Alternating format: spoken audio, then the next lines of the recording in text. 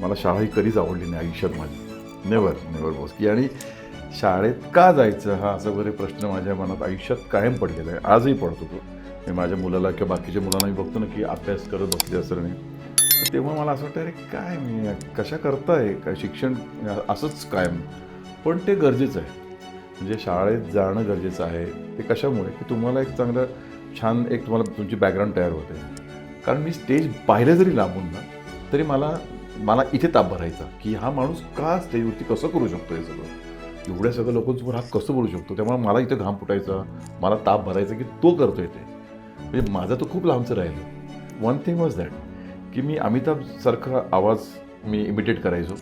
So कॉलेजमध्ये मला सगळे बच्चन म्हणून सगळे ओळखत होते, कारण मी डान्स करायचो आणि अख्खं कॉलेज उभं राहायचं साईडला आणि मी एकट्यामध्ये नाचायचो कार्यक्रमाचं. आणि म्हणून त्याशी काहीतरी लेट आला का आलाच नाही असं काहीतरी झालं तर पप्पा मला म्हणणार सँडे एक काम कर ना तू तोपर्यंत जरा काहीतरी बोलतोस का, बच्चनचा आवाज येतो वगैरे असं. म्हटलं आयुष्यपूत. आणि अख्खं कॉलेज सगळं पुढे बसलेलं, सगळ्या पोरी वर आणि काही जणांच्या हातात ते बाण आणि वेळ मारून यायची होती ना. तर मग मी माईक घेतला आणि पहिला डायलॉग सुरू केला की आता काहीच बोललो नाही मी. मग मी अमिताभजींचा एक डायलॉग घेतला. डायलॉग घेतल्यानंतर सगळं माहोल शांत, सगळ्यांनी टाळ्या बिळ्या वाजवल्या, कॅप्चर झालं सगळं. आणि तोपर्यंत असं होतं जी हां भाई और बहनों आप सुनने वाले हो वो गीत जो किशोर कुमार जी ने गाया है. तर मी म्हटलं यार जे सगळे करतात ना ते मला नाही करायचं. So I did something different. आणि ते स्टाईल सगळ्यांना आवडल्यानंतर पुण्यातले जेवढे ऑर्केस्ट्रावाले होते 4-5 दिवसानंतर एक जण माझ्या घरी यायला लागला. सर ते तुम्ही काल कार्यक्रम केला ना आमच्याकडे पण करायचं आहे. आता असं झालं की बाबा ग्रुप तर खूप एक मोजकेच होते, 10 होते आणि त्या 10 जणांनी मी आता हवं होतो. आता माझ्याकडे चॉईस होता की आता कुठं जायचं. मी म्हटलं बरं मग शो कोणाचे आहेत, ते म्हटले तुम्ही तिथे या तुम्हाला शो करायचं कोणाचे. आणि तिथे येऊन बघतो ते जॉनी लिव्हर माझ्या डोळ्यासमोर मैसूरच्या थिएटरमध्ये. मला आजही आठवतोय ते येऊन बसलेले होते ग्रीन रूममध्ये आणि मी असं सहज एंटर केल्याने एकदम असं दार उघडलं आणि ही वॉज झालं. मी परत मागे गेलो, मी असं बघितलं, म्हटलं जॉनी भाई व्हेरी सॉरी, मला माहीत नव्हतं इथं कोणी आहे म्हणून. नाही बस रे बस ये. म्हणजे ओळख नाही पडत नाही. आणि असं सुरू झालं. म्हटलं सर फर्स्ट टाईमच तुम्हाला बघितलं आहे, तेव्हा काटा रांगावरती आणि फर्स्ट टाईम तुमच्यावर शो करतोय, तर मला काही माहिती नाही की कसं करायचं काय करायचं. आता तुम्ही पूर्ण ब्लँक झालं आहे सर, कारण तोपर्यंत मी बाकीचे शो करत होतो ना.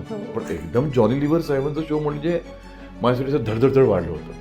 तर त्यांनी मला सांगितलं अरे काय तुला जे येतं ना ह्या हो करायचं, बोलायचं आणि मोकळं होऊन जायचं. कॅमलिन कंपनीचा शो. आता कॅमलिन कंपनीच्या शोमध्ये हॉटेलमध्ये शो होता. It was a cocktail party. माझ्या आयुष्यातली फर्स्ट टाईम मी त्याची पार्टी बघत होतो. आणि तो शो लोणावळ्यामध्ये होता पर्याज हॉटेलला. आणि ते सगळं झाल्यानंतर तिथे सगळं मी पाहत होतो माहोल. असं बसल्या इथं लोक गात होती, ते लोक तिथे एन्जॉय करत होती बसून.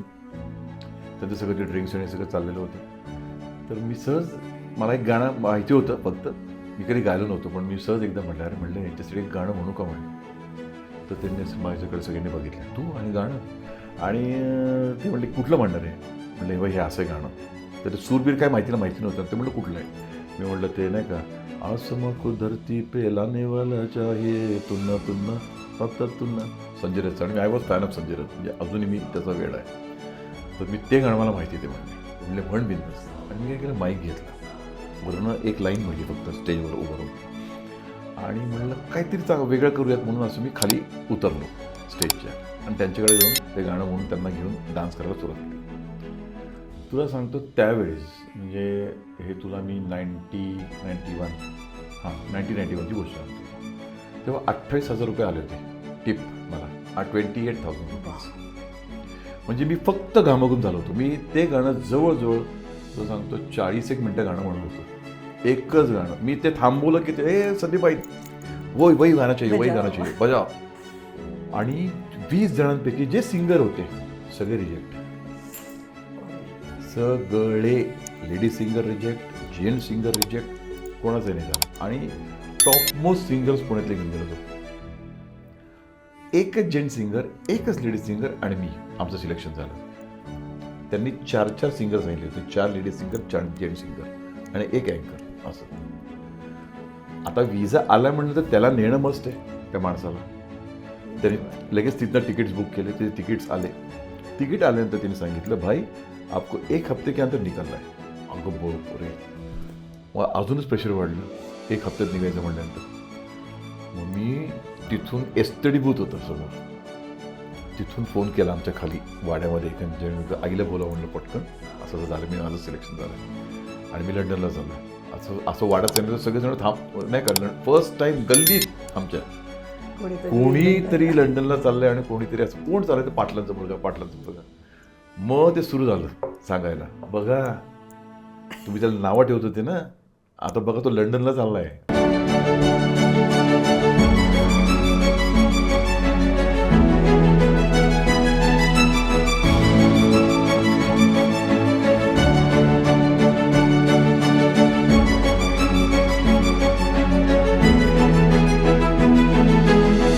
नमस्कार मित्रमैत्रिणींनो, लाईफ बिगिन्स आफ्टर 50 या सदरात तुम्हा सगळ्यांचे स्वागत आहे. आम्ही दोघांनी आत्ताच आमची 50शी क्रॉस केली. जरा फॅमिलीची जबाबदारी कमी झाली, मुलांची जबाबदारी कमी झाली. आपण जसं हे लाईफ आता एन्जॉय करतोय तसं आपले बाकीचे मित्रमैत्रिणी किंवा आजूबाजूचे लोक कसे एन्जॉय करतात, तर याची उत्सुकता म्हणून आम्ही ही लाईफ बिगिन्स आफ्टर 50 ही संकल्पना सुरू केली.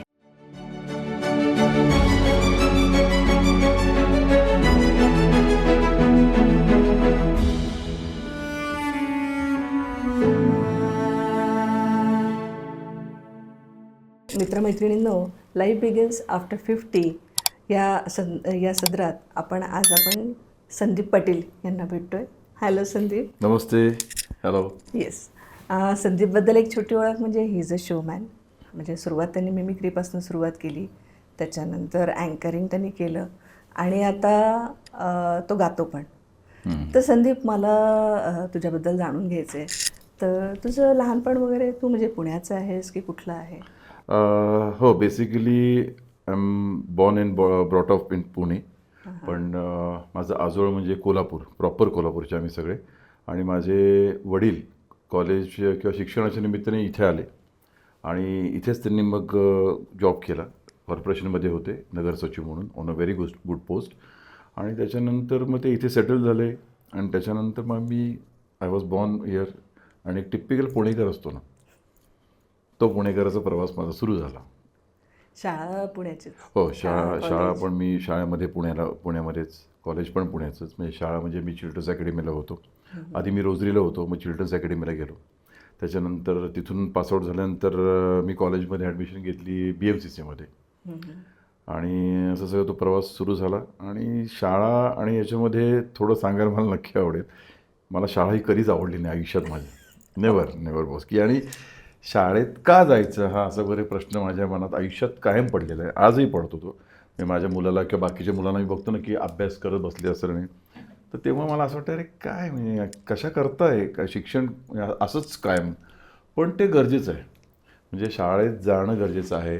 ते कशामुळे की तुम्हाला एक चांगलं छान तुम्हाला तुमची बॅकग्राऊंड तयार होते.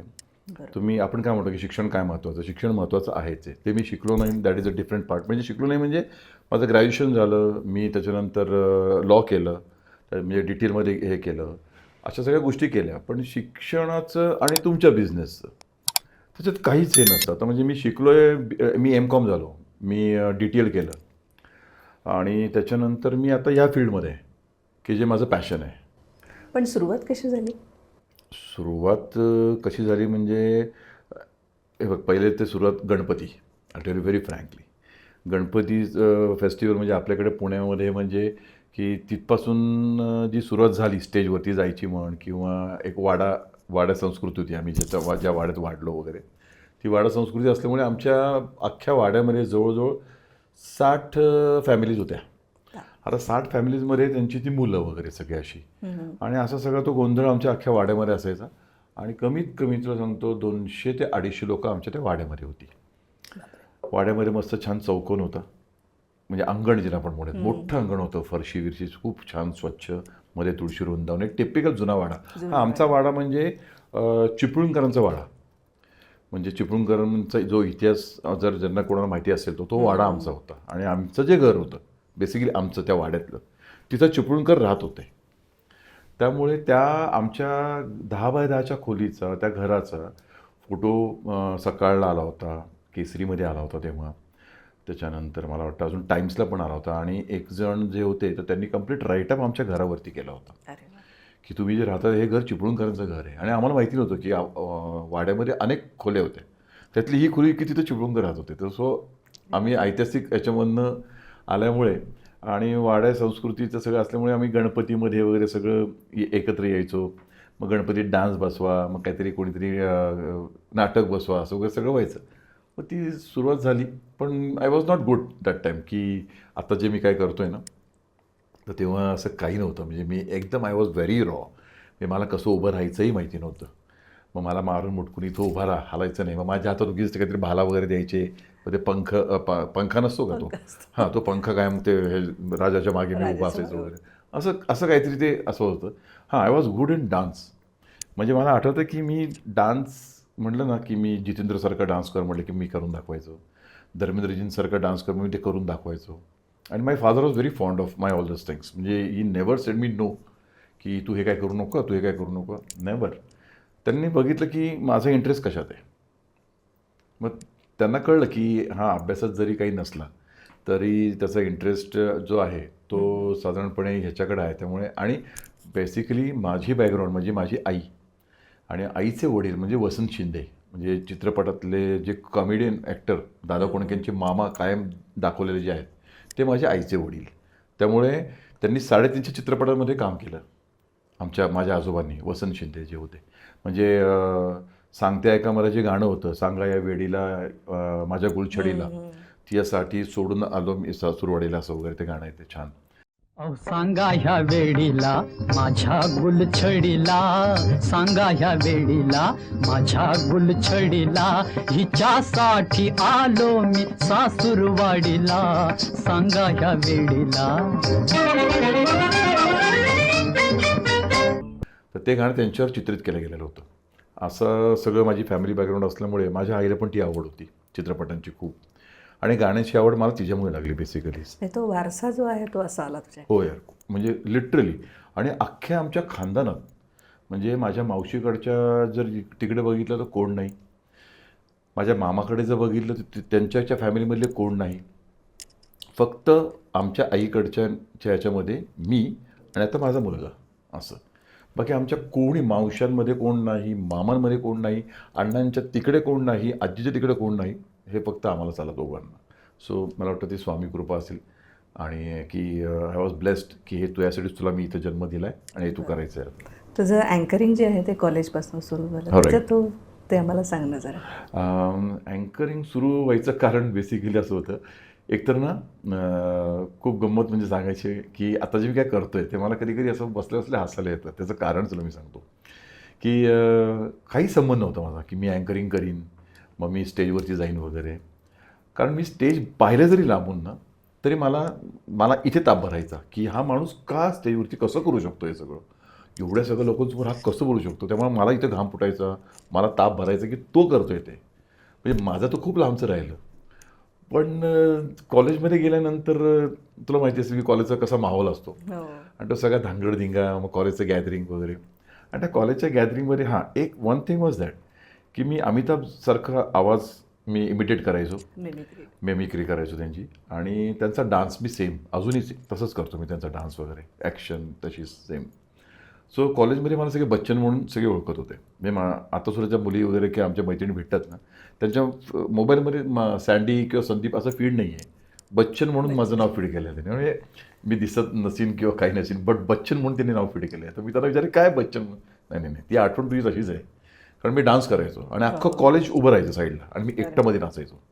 मग तेव्हा ते गाणं 2 गाणी फेमस होती. एक तर ते मुकद्दर का सिकंदरमधलं सलामेश आणि ते दे दे प्यार ते, त्या गाण्यावर मी डान्स वगैरे करायचो.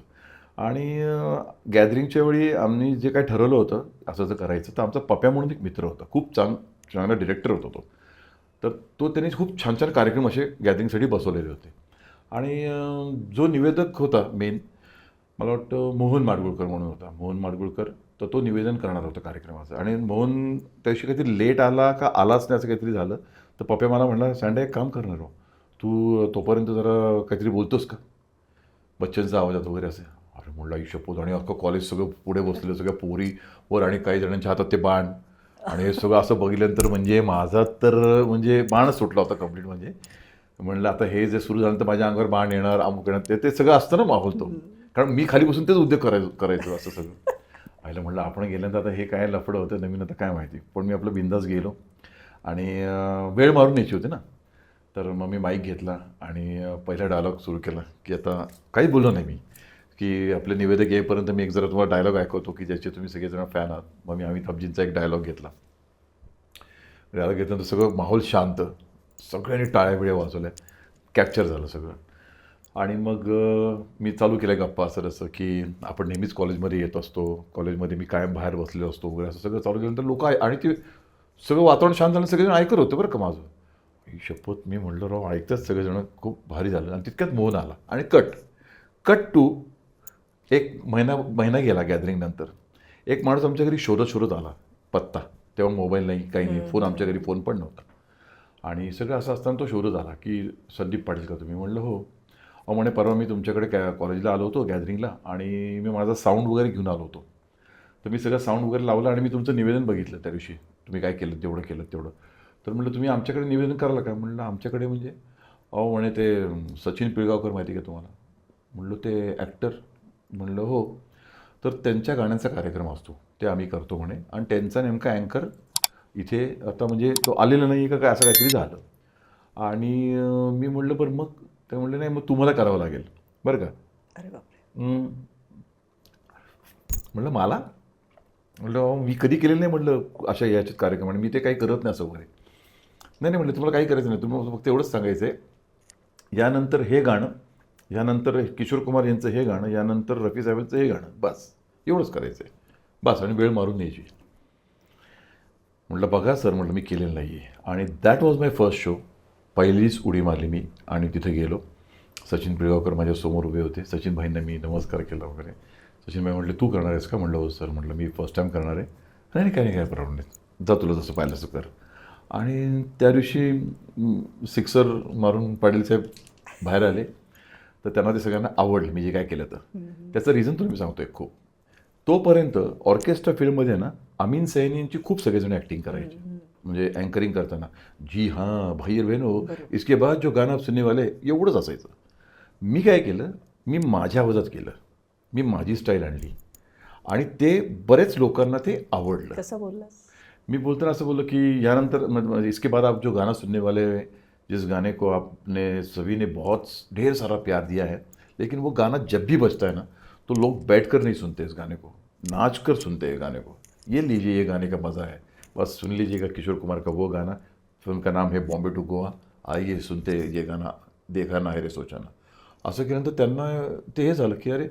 आणि तोपर्यंत असं होतं, जी हां भाई और बहनों आप सुनने वाले हो वो गीत जो किशोर कुमार जी ने गाया है. तर मी म्हटलं यार जे सगळे करतात ना ते मला नाही करायचं. So I did something different.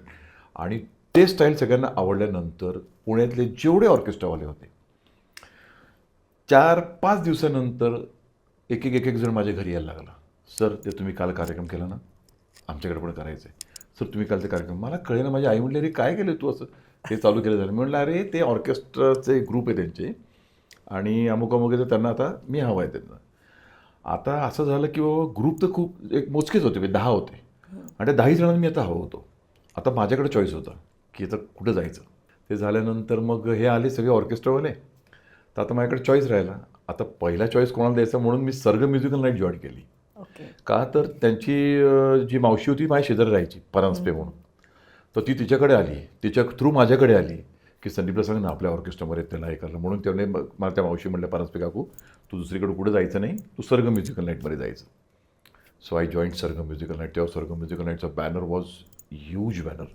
म्हणजे आता कसं यशराज आणि आपण मोठं ना तसं त्यांचं होतं की मी ते पेपर उघडला की सर्ग म्युझिकल नाईट, पेपर उघडला की मेलडी मेकर्स. तर ही जी काही ठराविक नावं होती ना त्याला एक खूप वजन होतं तेव्हा. म्हणजे आजही रिस्पेक्टली आहे सगळं. आणि मग जर्नी स्टार्टेड सर्ग musical night. I started from 40 rupees. पहिले 40 रुपये मला मिळायचे. का? तर फक्त एकच मी आवाज काढायचो अमिताभचा आणि जाऊन खुर्चीत जाऊन बसायचो आणि अख्खी टूर करून यायचं, अख्खी टूर करायचो. मग एकाने मला विचारलं की अरे असं असं आहे, एक शो करायचा आहे, मैसूर, उटी आणि बँगलोर 3 शो करायचे, येशील का आमच्याबरोबर? मी म्हटलं सर मग मी असं डोक्यात विचार केला सर पेमेंट किती मिळेल मला, मी एवढं लांब येणार आहे तर, कारण एवढं लांब जायचं आहे. ते म्हणले हे बघ त्यांना आम्ही 50 देतो आहे, तुला आम्ही 60 रुपये देऊ. इथे 40 मिळत आहेत, 20 रुपये, हा हा हा क्या बात आहे. मी म्हटलं बरं मग शो कोणाचे आहेत? ते म्हणले तुम्ही तिथे या तुम्हाला शो कळेल कोणाचे आहेत. आणि तिथे येऊन बघतो ते जॉनी लिव्हर. अरे वा. जॉनी लिव्हर माझ्या डोळ्यासमोर मैसूरच्या थिएटरमध्ये, मला आजही आठवतोय ते येऊन बसलेले होते ग्रीन रूममध्ये. आणि मी असं सहज एंटर केल्याने एकदम असं दार उघडलं आणि युवस झालं. मी परत बाहेर गेलो, मी असं बघितलं, म्हटलं जॉनी भाई व्हेरी सॉरी, मला माहीत नव्हतं इथं कोणी आहे म्हणून. नाही नाही नाही बस रे बस ये. म्हणजे ओळख नाही पळत नाही. आणि असं सुरू झालं. म्हटलं सर फर्स्ट टाईमच तुम्हाला बघितलं आहे, हे बघ काटा अंगावरती, आणि फर्स्ट टाईम तुमच्यावर शो करतो आहे, तर मला काही माहिती नाही की कसं करायचं काय करायचं. आता तुम्ही पूर्ण ब्लँक झालं आहे सर, कारण तोपर्यंत मी बाकीचे शो करत होतो ना.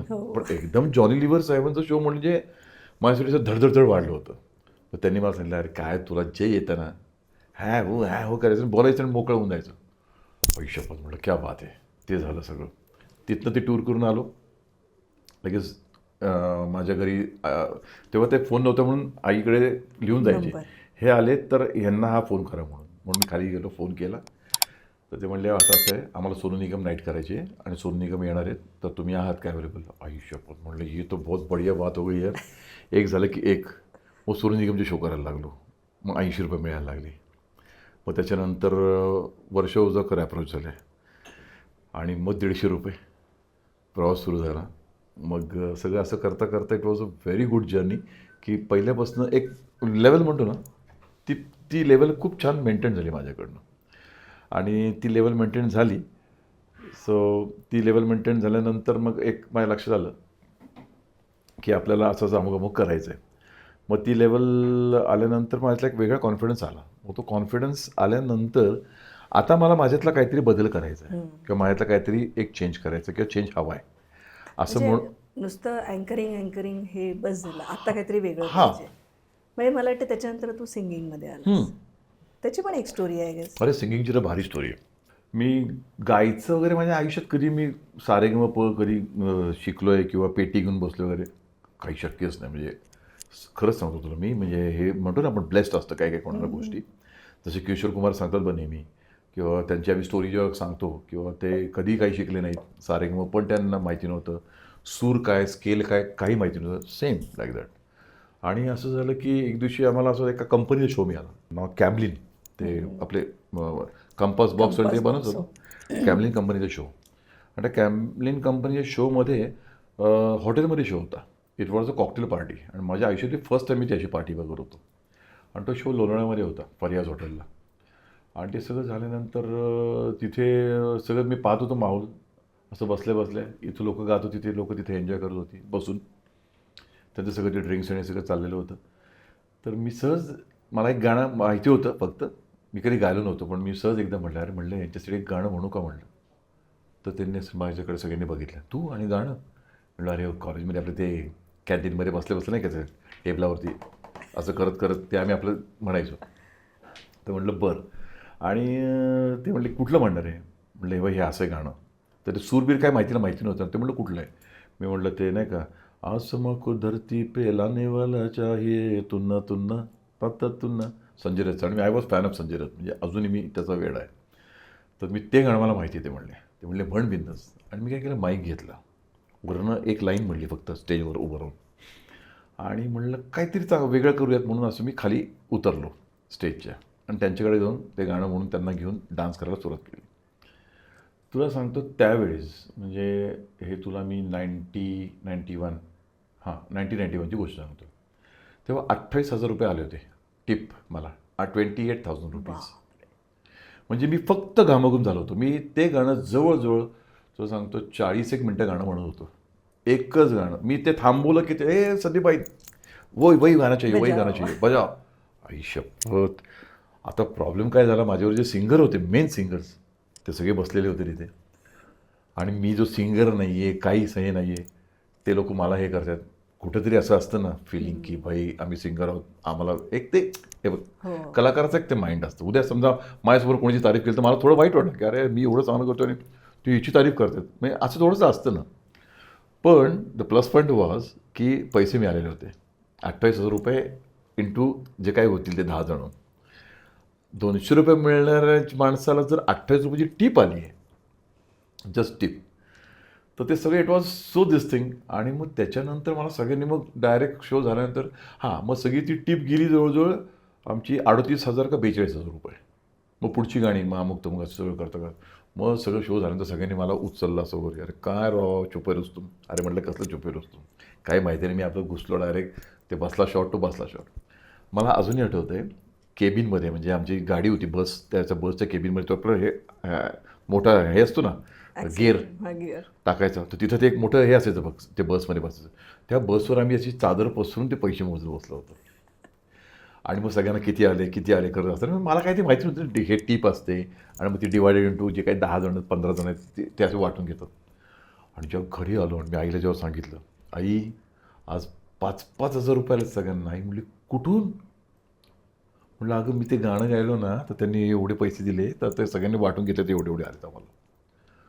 आणि त्याच्यानंतर मला कळलं की भाई हे असं आहे. आणि मग त्याच्यानंतर काय झालं, मग ते गाणं माझं सगळीकडेच व्हायला लागलं कार्यक्रमात, ऑर्केस्ट्रामध्ये, की हा अँकरिंग पण करतो आहे, हा बच्चनचा आवाजही हे करतो आहे, आणि हे गाणं पण ऐकतो म्हटलं. मी एक गाणं म्हणून परत बसून जायचो. म्हणजे ते नंतर रुटीन सुरू झालं. आणि मग सगळं झाल्यानंतर मग माझा एक मित्र प्रसाद होता, म्हणजे बेसिकली तो आता नाही आहे, प्रसाद रानडे म्हणून. तर त्यांनी काय केली आयडिया, हे ते माझ्यातलं हे सगळं बघून तो म्हणतो आता बघ बस तू इथे माझ्या शेजारी, तो टूरला घेऊन म्हण हे गाणं कुठलं, अरे हे म्हण ना आता म्हण सा म्हण बरं सा. असं करत करत त्यांनी माझ्याकडे 2-4 गाणी बसून घेतली आणि तो प्रवास सुरू झाला. आणि अचानक 98ला माझ्या आयुष्यामध्ये पहिली टूर आली लंडनची. एका माणसाने मला बघितलं गाताना आणि हे करताना, आणि त्यांनी जर स्पार्क बघितलं तर तो असं म्हणला की अरे अच्छा. तर तो येऊन भेटला मला शो झाल्यानंतर. मला म्हटलं संदीप असं आहे. आणि त्या शोनंतर मला एक जण भेटायला आले आफ्टर द शो. आणि मला म्हणले असं आहे, मी UKवरून आलो आहे. म्हटलं हॅलो सर. आणि माझं हॉटेल्स आहेत तिथे UKला, and I am a promoter. म्हटलं sir what kind of promotion. नाही not a promotion, I am a promoter. मग तेव्हा मला प्रमोटर आणि ही नावं अशी वगैरे एकदम it was new for me, like असं. So I said sir what do you mean by that. मेरे उधर 4-5 होटल चलते हैं और उस होटल में गाने वाने चलते हैं बहुत, और किशोर कुमार जी के, रफ़ी साहब के गाने चलते हैं, तो आप अगर आओगे एंकरिंग के लिए तो अच्छा रहेगा. तर मला आधी वाटलं असं नाही काय, म्हणजे फसवणं असं नाही म्हणत आहे, पण तेव्हा असं जरा थोडं भीती वाटायची, याला आपण तिकडे गेल्यानंतर काय होईल, किंवा हा माणूस खरा आहे का खोटं आहे, असं एक असतं ना. बरोबर. सो तो मी म्हटलं सर कौन कौन लोग हैं. बोले ऑलरेडी मैंने 20 लोगों का यहाँ पे ग्रुप किया हुआ है, तो आज लास्ट डे था मेरा, तो मैं देखने आया था कि और कुछ रहेगा क्या. तो मैं ये देखने के बाद मैंने सोचा कि आप एंकरिंग अगर कर सकते हो तो मेरे इसमें आप कर सकते हो. एक्चुअली वहाँ एंकरिंग की ज़रूरत होती नहीं मला म्हणलं लेकिन फिर भी मैं फर्स्ट टाइम लेके जा रहा हूँ आयुष्यभर. म्हटलं सर मैं कल आता हूँ मिलने आपको. मग त्यांनी मला सांगितलं या हॉटेलला. मी आहे घरी आलो, मी आईला सांगितलं. म्हटलं आई मामा असं तो कुठे भेटायला आला होता आणि he wants me to come with him to UK. तर ती म्हटली खरं का. म्हटलं हो. तो पण मी पासपोर्ट काढून ठेवून दिला असंच जनरल. मग मी त्यांना भेटायला गेलो. मग त्यांनी मला सगळे डिटेल्स दाखवले की हे आहेत. मग मी जरा बघितलं की अरे विवेक परांजपे आहेत, अरे मेधा परांजपे, अरे मी अमुक हे पण आहे. मग मला तर असं कॉन्फिडन्स झाला की बाबा आपल्या ओळखीची माणसं जी आहेत. म्हणजे सर चलेगा कोई बात नाही, मैं आता कल फॉर्म भरणे. मग त्यांनी माझा फॉर्म बी भरून घेतला आणि सगळं झालं. आणि त्यांनी सांगितलं आपला 1 आठवड्यानी इंटरव्ह्यू आहे. आणि 1 आठवड्याच्या इंटरव्ह्यूनंतर आम्ही सगळे मुंबईला गेलो. आता त्याच्यामध्ये at that time embassy was very strict. I am talking about 1998. इतकी स्ट्रिक्ट होती एम्बसी की एकदा तुम्हाला तो लाल सिक्का जर त्यांचा पडला ना की यू आर रिजेक्टेड, मग तुम्ही जंग बछडा नाहीच. तर मला असं होतं की गेलो नाही गेलो, कारण दिस वॉज द फर्स्ट टाईम. आणि UK असं म्हटल्यानंतर मी म्हटलं बापरे आपल्याला लंडनला जायचं आहे. स्वप्नात नाही ना बघितलं कधी असं आपण असं. तर आणि मग तुम्हाला मी म्हटलं सर जायचं असेल तर किती दिवसासाठी. दिवस नाही म्हणला 11 महिने. जस्ट इमॅजिन 11 महिने. म्हटलं सर 11 महीने उधर रहने का. मला फिर उधर ही रहने का आपको. आयुष्यपत. मग माझी थोडीशी जरा हे झाली, पण म्हटलं बघू तो खरं काय जाऊन तर काय झालं नाही झालं. गेलो सगळं झालं. आम्ही सकाळी गेलो इंटरव्ह्यू द्यायला एम्बॅसीमध्ये मुंबईला. आता कसं पुण्यात वगैरे असतं ना ते सगळं, आता परत वी वेंट देअर. मग सगळं झालं तर संध्याकाळी सगळेजण खाली आले. खाली आल्यानंतर एकाचा चेहरा पडलेला, एकाचा एकदम हसलेला, एकाचा असं थोडंसं नाही किंवा डगमगीत आहे का नाही. तर सगळ्यांचे पासपोर्ट देऊन ते तिथं शिक्का मारू होते ना पोरग्याचं, चलो okay done, your visa is done. त्याच्यातले 20 जणांपैकी फक्त 6 जण खुश पळत पळत आले, सर मेरा हो गया, सर मेरा हो त्यात गया. तू पण होतास. आणि मी पण झालं सर मुझे भी मिला आहे. आणि 20 जणांपैकी जे सिंगर होते सगळे रिजेक्ट. अरे सगळे ladies singer reject, gent singer reject, कोणाचं नाही झालं. आणि टॉपमोस्ट सिंगर्स पुण्यातले घेऊन गेलो तो. एकच जेंट सिंगर, एकच लेडीज सिंगर आणि मी, आमचं सिलेक्शन झालं. त्यांनी 4 सिंगर सांगितले होते, 4 लेडीज सिंगर, 4 जेंट सिंगर आणि एक अँकर असं. आता विजा आला म्हणलं तर त्याला नेणं मस्त आहे त्या माणसाला. त्यांनी लगेच तिथनं तिकीट्स बुक केले, ते तिकीट्स आले. तिकीट आल्यानंतर त्यांनी सांगितलं भाई आपको 1 हफ्ते के अंदर निकालना है. अगं रे, मग अजूनच प्रेशर वाढलं 1 हफ्त्यात निघायचं म्हटल्यानंतर. मग मी तिथून एसतडी बूथ होतं समोर, तिथून फोन केला आमच्या खाली वाड्यामध्ये एखाद्या आईला बोला म्हणलं पटकन, असं असं झालं, मी माझं सिलेक्शन झालं आहे आणि मी लंडनला चाललो आहे. असं असं वाड्यात सांगितलं तर सगळेजण नाही का, फर्स्ट टाईम गल्लीत आमच्या कोणीतरी लंडनला चाललंय आणि कोणीतरी असं कोण चाललंय, तर पाटलांचा मुलगा. मग ते सुरू झालं सांगायला, बघा तुम्ही त्याला नावं ठेवत होते ना, आता बघा तो लंडनला चालला आहे, असं करून नाही का. मग मी आईला सांगितलं की असं आहे, कारण माझं आईचं ट्युनिंग फार भारी होतं. म्हणजे वडिलांचंही होतं, पण कसं होतं ते नाही का, आपण म्हणतो एक भीती असते, काय ते आदरक्त भीती असते ती अशी. तर ती आदरयुक्त भीती जी होती ती अशी होती. तर मी आईला म्हणलं, आई बाबांना सांग बरं का असं ते. त्यांना म्हणे मी त्यांना सांगितलं आहे, ही इज हॅपी, तू ये घरी आपण बोलूयात. म्हणलं ओके फाईन. म्हणजे ही सपोर्टेड मी लॉट, पण ते एक मला सारखी भीती असायची. आणि वी नेवर टॉक टुगेदर, समोरासमोर असं बोलून वगैरे. मला काय सांगायचं असेल ना, वाया आई असं नाही का. So that was good connection. आणि मला त्यांना कळायचं की मला काय म्हणायचं, मला कळायचं की त्यांना ते काय म्हणायचं. आणि मग घरी वगैरे सगळे आल्यानंतर एव्हरीबडी वन वॉज हॅपी. आमच्या घरात तर धुवा, बिल्डिंगमध्ये फुल कल्ला, सगळ्या पोरी आमच्या इकडच्या, त्या सगळ्या माझ्या काकू, त्या सगळ्या त्या आज्या सगळ्या घेऊन ते टिळा बिळा लावून, जसं काय मी नाही का आता ह्यालाच चाललोय काहीतरी हे करायला वॉरला, असं सगळं म्हणून. बट ती एक वेगळी खुशी होती वाड्यातली की आमच्यातला मुलगा एक आता लंडनला चालला आहे.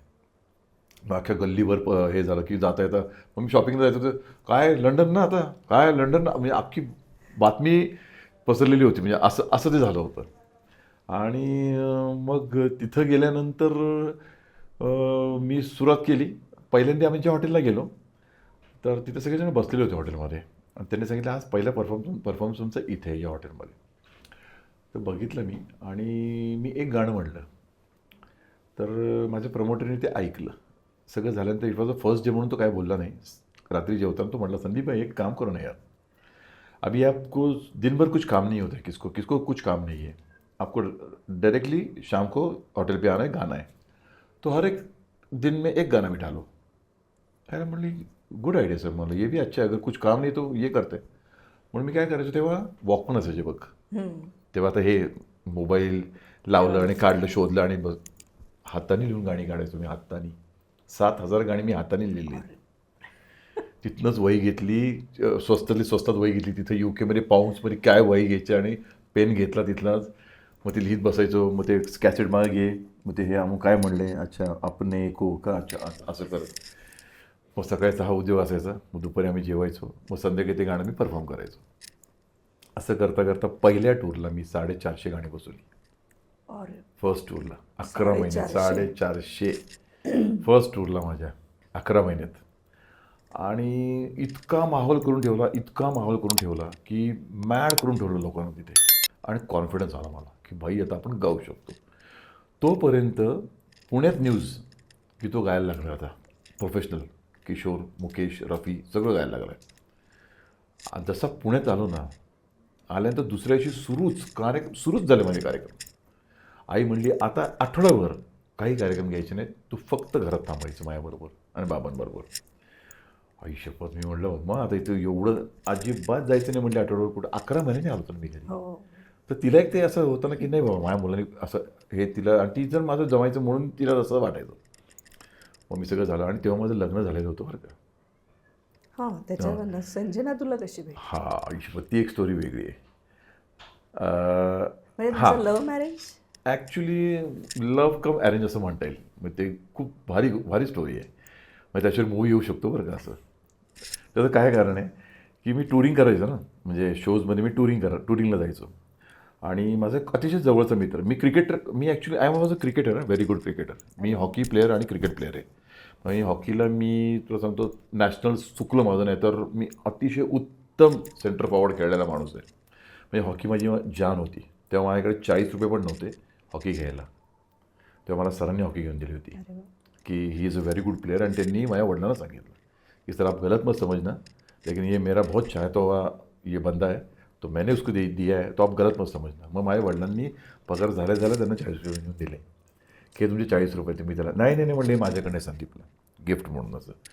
मग मी हॉकी खेळलो खूप छान.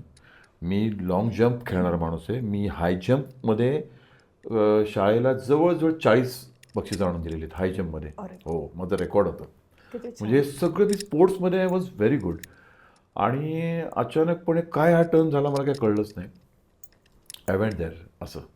आणि त्याच्यानंतर मग मी गाणं सुरू केल्यानंतर पुण्यात जेव्हा आलो इंडियामध्ये, तर मी यायच्या आत लोकांचे माझी अख्खी डायरी भरलेली होती की त्याला सांगा 21 तारीख, त्याला सांगा 23 तारीख, अमुक तमुक.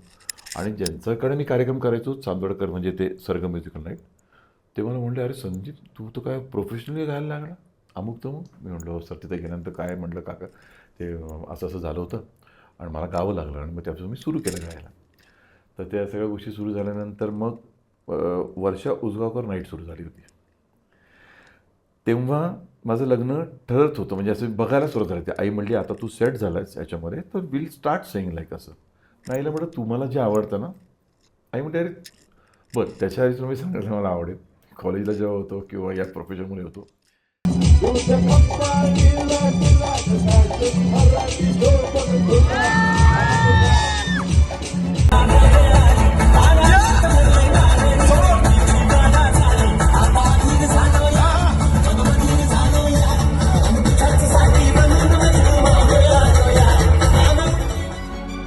तुम्हाला हा आमचा लाईफ आफ्टर 50 हा पॉडकास्ट कसा वाटला हे आम्हाला नक्की कमेंट बॉक्समध्ये कळवा. तुमची प्रतिक्रिया लिहा आणि चॅनल सबस्क्राईब करा. आणि तुम्हाला पण तुमचे काही एक्सपिरियन्स तुम्हाला शेअर करायचे असतील तर व्हॉट्सअप नंबर दिलेले आहेत, त्याच्यावर तुम्ही कनेक्ट करू शकता. तर भेटूया लगेच.